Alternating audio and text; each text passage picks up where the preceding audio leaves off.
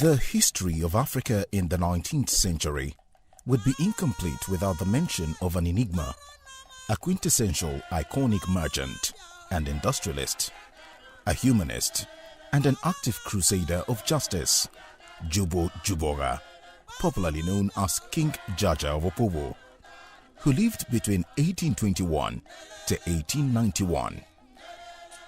King Jaja was the founder of the Opobo Kingdom, which lies in the Niger Delta area of Nigeria.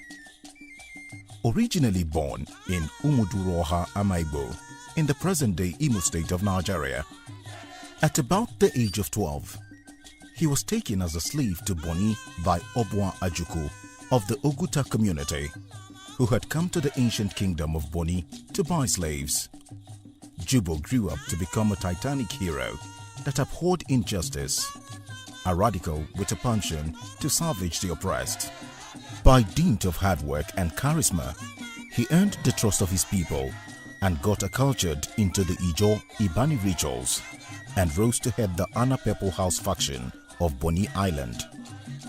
Under him, Ana Pepo absorbed other trade houses until a dispute with the Manila Pepo House led by Oko Jumbo. This dispute led to his migration to Nkoro, where he was accommodated by the king, Opobo. From Nkoro he founded the kingdom of Opobo. Under his watch as the ruler of Opobo, the kingdom towered above her neighbors, especially in the area of trade, particularly in palm oil.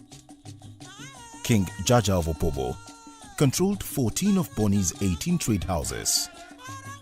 To effectively monopolize and control the trade, King Jaja blocked every access of the British merchants to the interior and shipped palm oil directly to Liverpool, independent of the British middlemen. The house system in Opobo developed, as a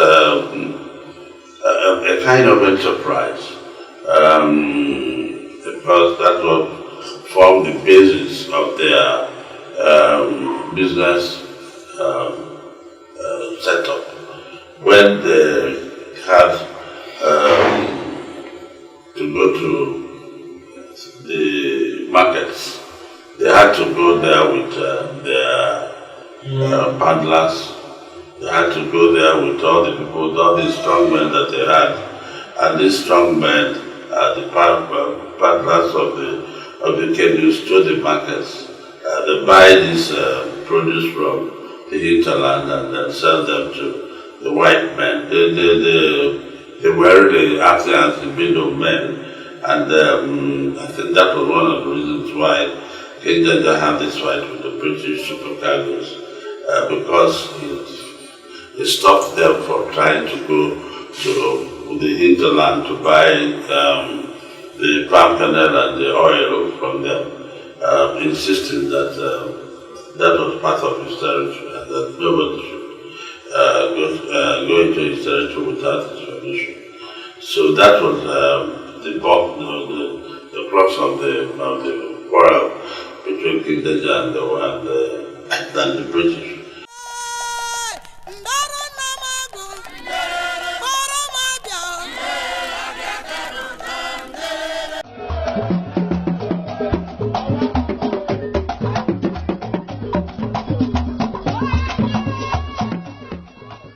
The Opobo Kingdom is blessed with a rich cultural heritage.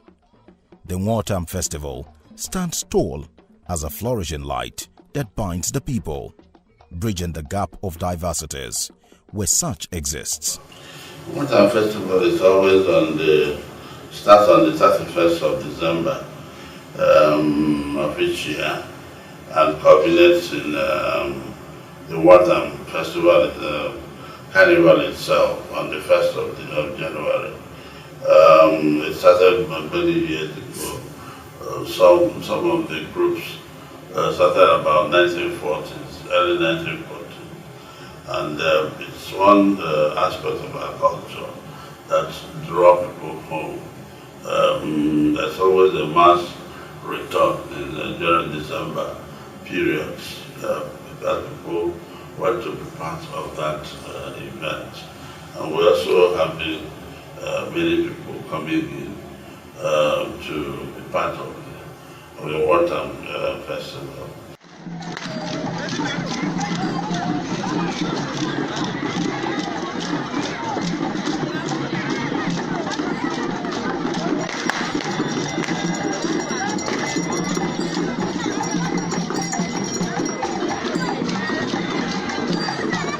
Also, the Opobo International Boat Regatta adds glamour to the tourism potentials of the coastal city, among other cultural activities and historic monuments. We think that that's one of our selling points because of its location, because of its history, because of artifacts, that are still there, because of so many interesting features of Opobo. You could do yachting in Opobo because of the serenity of the sea. So many water sports can also thrive there. We also Opobo periodically have our famous International Boat Racing and Regatta Festival, which has gained federal government accreditation. So there's a lot for a tourist to see in Opobo.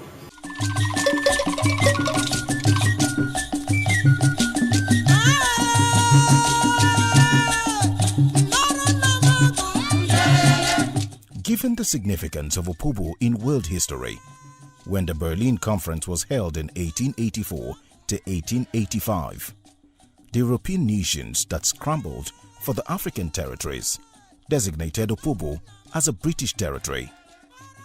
It is worthy of note that King Jaja refused to discontinue the taxation of the British traders.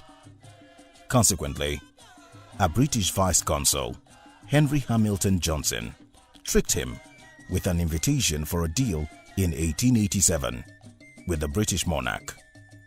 He was captured upon his arrival on the consul's flagship and was sent into exile at St. Vincent in the West Indies.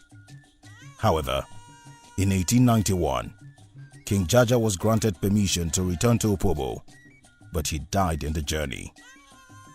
Since his demise, the kingdom has continued to grow in leaps and bounds along the philosophical direction, mission and vision of the founder.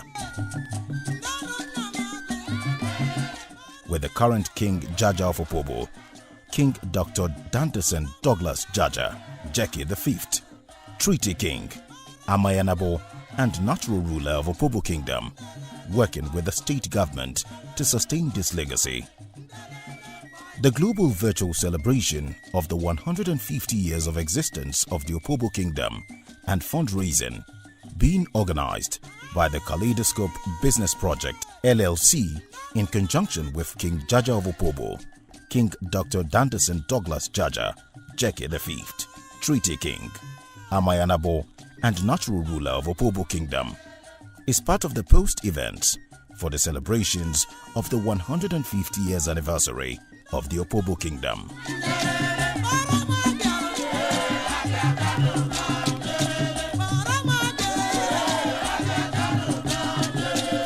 In terms of tourism, Opobo stands very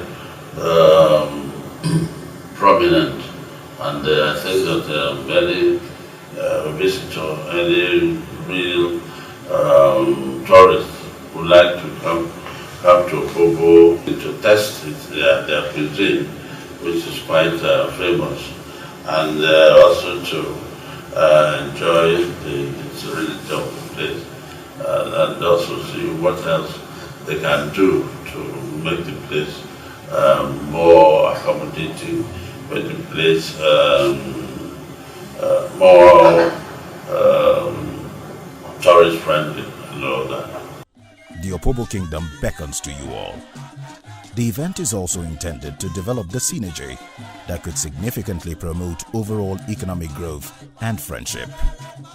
Kaleidoscope seeks to create a digital oasis where you can get lost in the beauty of the kingdom.